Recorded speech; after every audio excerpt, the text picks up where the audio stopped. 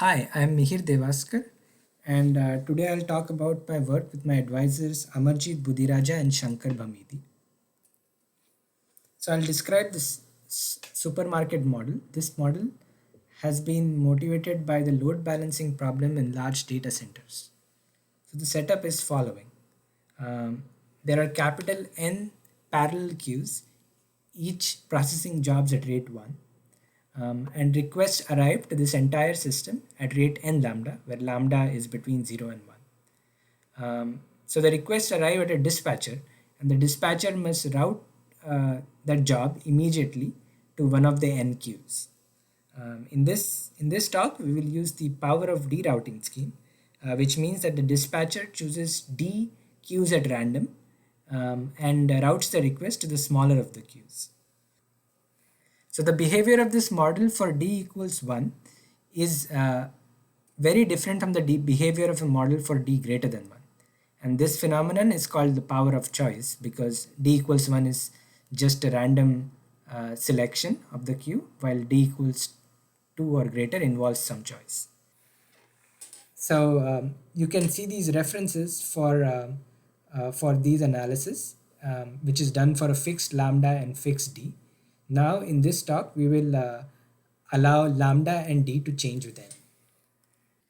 Dn equals n is the extreme case where each incoming job chooses the shortest of all the queues. That's why the scheme is also called as join the shortest queue. When lambda equals 1 minus beta over square root n, also called the Half-Witt regime, Eschenfeld and Gamarnik showed that the supermarket model with join the shortest queue has similar performance as maintaining a global queue with n parallel servers. The result is proved using a diffusion limit, but before we state that result, let's introduce some notation. So the state of the supermarket model can be described by this infinite sequence of numbers. So where Qnit is the fraction of queues with length at least I at time t. So for instance, Qn0t is always 1, and Qn1t is the fraction of busy servers, and so on. This entire sequence Qn forms a Markov process in time. So we'll be interested in the fluctuations of this process, and so for that we use yn. So yn1 captures fluctuations of the first coordinate around 1, while yni capture fluctuations of the ith coordinate around 0. So Eschenfeld and Gamarnik show that as n tends to infinity, the fluctuations yn converge to a two-dimensional constrained diffusion, where y1 and y2 satisfy these equations. B is a standard Brownian motion. Y1 is always less than or equal to 0, and eta t is the process that only increases when y1 reaches 0, and it keeps this expression here always less than or equal to 0. So using the definition of yn, this theorem shows that the Qn1, which is the fraction of busy servers, is going to be like 1 minus order square root 1 over n, and Qn2, which is the fraction of servers that have at least one customer waiting, is going to be like 1 over square root n. In fact, using Eschenfeld and Gamarnik use this theorem to show that the average waiting time is going to be like order 1 over square root n, which is of the same order as that in a MMN system that maintains a global queue.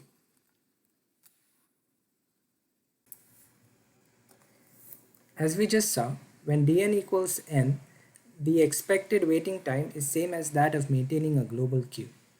However, querying all n servers at each request might not be feasible. Can we retain the optimality properties of dn equals n by querying dn smaller than n? We at least need dn going to infinity because for any fixed d, the waiting times are increasing to infinity, while for optimality they must decrease to 0. The following theorem by Mukherjee, Borst, Leeuwarden, and Whiting shows that when dn is bigger than square root n log n, the fluctuations yn converge to the same process y as in join the shortest queue. Hence, we can retain optimality by sampling slightly more than square root n servers. What about smaller dn's? In the same paper, Mukherjee and others show that when dn is smaller than square root n log n, the first two coordinates of this process yn are not tight. In this case, rather than centering around E1, we recommend centering around mu n's, which are given by this expression when we consider sampling with replacement. These mu n's are almost like equilibrium points of the system. When dn is bigger than square root n and lambda n is given by this expression here, where alpha n converges to alpha, and with some additional constraints if alpha is either 0 or infinity, we can show that the fluctuations of the system around the near equilibrium point again converge, and the limit is a two-dimensional system that satisfies these two equations here. So the form of the limit that we obtain is similar to the result in Eschenfeld and Gamarnik, except there are some differences.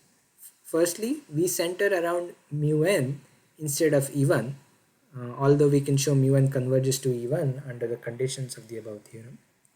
The other difference is in the form of the limit. So the barrier in our case is at alpha, while the barrier in Eschenfeld and Gamarnik was at 0. And secondly, there was an additional drift term in the expression for the first coordinate, which is missing here. Now let us look at some concrete examples of the previous result. So for instance, first consider dn bigger than square root n log n and 1 minus lambda n in the half-n given by this beta n over square root n, the half-inverse regime. We recover the same result as in Mukherjee and others.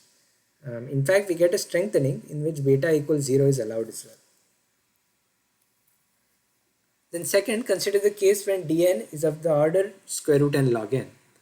Under these conditions, we can similarly show that the fluctuations around E1 again converge to a limit which has the same form as in Eschenfeld and Gamarnik, except now that the barrier for y1 is shifted to minus a. That means we have the hard constraint y1 less than equal to minus a. Earlier the constraint was y1 less than equal to 0, which is obvious because each yn1 is less than equal to 0. Finally, let us consider the case where dn is between square root n and square root n log n, and lambda n is given by this expression here. Under these conditions, the distance between the near equilibrium point and E1 is no longer of the order 1 over square root n, but the fluctuations around the near equilibrium point still converge. Here is another theorem that we can prove when dn is of the same order as square root n. Assume that lambda n is given by this expression here, where gamma n converges to gamma with some additional constraints if gamma equals infinity. Under these conditions, we can show that the fluctuations of the process around the near equilibrium point again converge to a system of essentially a two-dimensional system that satisfies these two equations. When gamma is less than infinity, this expression has an exponential term here which is non-Lipschitz.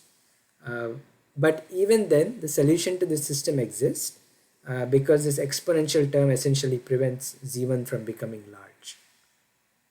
When gamma equals infinity, this exponential term disappears, and in fact z1 is just an Ornstein-Uhlenbeck process. Here is our final result for the case dn less than square root n. This result is more comprehensive than our previous results, where the fluctuations only occurred in the first and second coordinate. In this result, fluctuations can in general happen in the k and k plus 1th coordinate for any k bigger than 1. For this, assume that dn is less than the k plus 1th square root of n, and lambda n is given by this expression here. Then in this case, we can show that the first k minus 1th coordinates of z converge to 0 almost instantly, even if they do not start at 0. And then the k and k plus 1th coordinates essentially of z converge to those of x1 and x2. So under these conditions, one can show that the near equilibrium point converges to this vector that has k ones at the beginning. So now we'll see two concrete examples based on this theorem. The first one is a result for slowly growing dn. So assume dn is like log n and lambda n is also growing slowly. Then in this case, the fluctuations only occur in the first coordinate and the limit is given by an Ornstein-Uhlenbeck process. Now for the second example, this is an example in the Halfin-Witt regime. Assume that dn is given by this expression here for some k bigger than 2 and lambda n is given as follows. Then in this case, we could show that the near equilibrium point mu n converges to the vector with k ones and the fluctuations around the near equilibrium point only survive in the kth coordinate and are given by a Brownian motion. Thank you. Here is the conclusion for my talk. You can find our manuscript up on archive. Thanks for your attention.